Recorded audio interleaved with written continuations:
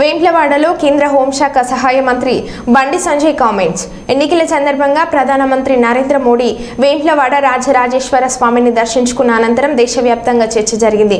ఢిల్లీలో జరిగిన సమీక్ష సమావేశంలో వేంప్లవాడ దేవస్థానం చరిత్ర పవిత్రతను ప్రధానమంత్రికి వివరించారు.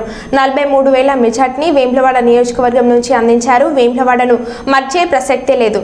నియోజకవర్గ ప్రజలను, కార్యకర్తలను నాయకులు మర్చిపోనని అన్నారు. వేంప్లవాడ రాజరాజేశ్వర స్వామి ఆలయ అభివృద్ధి చేస్తాను. గతంలో ఆలయాన్ని అభివృద్ధి చేయాలని తపన, ఆలోచన ఉన్నప్పటికీ గత ప్రభుత్వం సహకరించలేదు.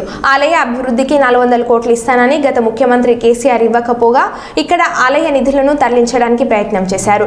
రాజరాజేశ్వర స్వామి మంచి ఆలయ డబ్బులు, నిధులు ఎవరైతే తినడం మోసం చేస్తారో, ఇచ్చిన హామీలు నెరవేర్చరో వారికి స్వామి వారు తగిన గుణపాఠం చెప్తారో అని బండి సంజయ్ అన్నారు.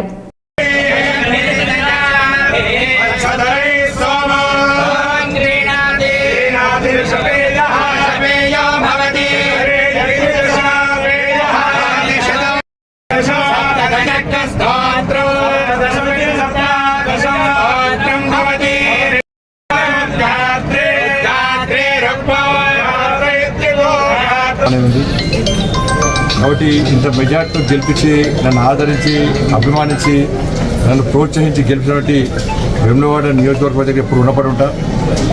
వాళ్ళ సహాయం, వాళ్ళ ప్రోత్సాహం ఇప్పుడు మర్చిపోను. ఇక్కడ మా కార్యకర్తలు, మా నాయకులు కూడా ఎప్పుడు రుణపడి ఉంటా. బట్ ఏ ఆలోచనతో వాళ్ళను ఇంత మెజార్టీతో గెలిపించారో తప్పకుండా ఈ రాజరాజేశ్వర స్వామి దేవస్థానం యొక్క దేవాలయం యొక్క అభివృద్ధిని పక్కా చేస్తాం. గతంలో కూడా చేయాలనే ఆలోచన తప్పన ఉన్నప్పుడు కూడా మీ అందరూ తెలుసు, గత ప్రభుత్వం విషయం తెలుసు. 400 కోట్లు ఇస్తాడు అప్పుడున్న రాష్ట్ర ముఖ్యమంత్రి, అప్పుడు ముఖ్యమంత్రి కేసీఆర్. ఒక్క పైసా ఇవ్వదు. ఉల్టా ఇక్కడ పైసలు తీసుకునే ప్రయత్నం చేశాడు. కానీ రాజరాజేశ్వర స్వామి ఎంత పవర్ఫుల్లో కేసీఆర్ కుటుంబం, బీఆర్ఎస్ పార్టీ పతనమైన విషయం అదే పెద్ద ఉదాహరణ. స్వామివారు మామూలు స్వామివారు కాదు. మంచికి మంచి. ఎవరైతే ధర్మద్రోహులున్నారో, ఎవరైతే ద్రోహులున్నారో, ఎవరైతే ఈ దేవస్థానాన్ని డబ్బులు తింటారో, మోసం చేస్తారో, ఇచ్చిన హామీలు నెరవేర్చారో తప్పకుండా వారికి ఏ విధంగా గుణపాఠం చెప్పాలో స్వామివారు అదే విధంగా గుణపాఠం చెప్తారు. అందరూ మంచి ఉండాలని కోరుకుంటారు. కానీ వేములవాడ దేవస్థానానికి చెరగొప్పమైనటువంటి ప్రభుత్వం బీఆర్ఎస్ పార్టీ ప్రభుత్వం. వాళ్ళు చేయలే, నన్ను చేయనియలే. ప్రసాదం స్కీమ్ కింద అనేక సందర్భాల్లో ఈ వేములవాడ దేవస్థానాన్ని అభివృద్ధి చేద్దాం. కొండగట్టు నుంచి నల్లగొండ మీదుగా వేములవాడ దేవస్థానం పూర్తిగా టెంపుల్ కారిడార్ చేద్దాం, మనం దీన్ని అభివృద్ధి చేసే అవకాశం ఉందని చెప్పినప్పుడు కూడా గత ప్రభుత్వం సహకరించలే. ఇస్తాను 400 కోట్ల రూపాయలు ఇవ్వలే. నేను పెళ్లి చేసుకునేది గుడి అన్నాడు, అన్నాడు. ఉల్టా ఇక్కడి నుంచి పైసలు ఎత్తుకపోయే ప్రయత్నం చేసిన విషయం మీ అందరికీ తెలుసు. కానీ దేవస్థానాల విషయంలో, దేవాలయ అభివృద్ధి విషయంలో, దేవుని విషయంలో రాజకీయ భేషా జరగకూడదు.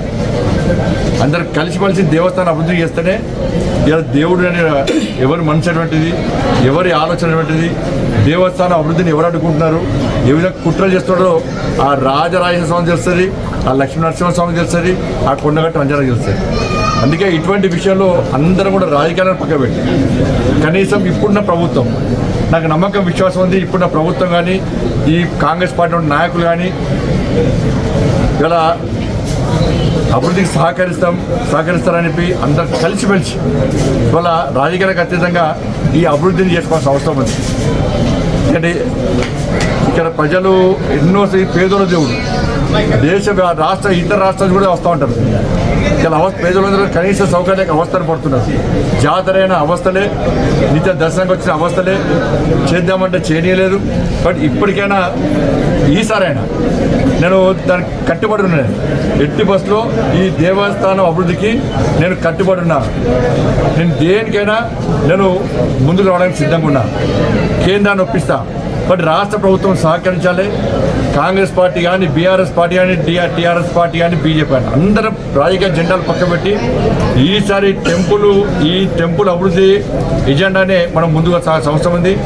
ఇక్కడ మొత్తం విస్తరణ విషయంలో కానీ, ఈ దేవాలయంలో ఉన్న సమస్యల విషయంలో కానీ తప్పకుండా నేను పూర్తి స్థాయిలో కమిట్మెంట్తో ముందుంటా. ఇవాళ నన్ను గెలిపించినటువంటి ఈ వేములవాడ నియోజకవర్గానికి, ఆ ప్రజలకు నేను ఎదురు చూపడతాను.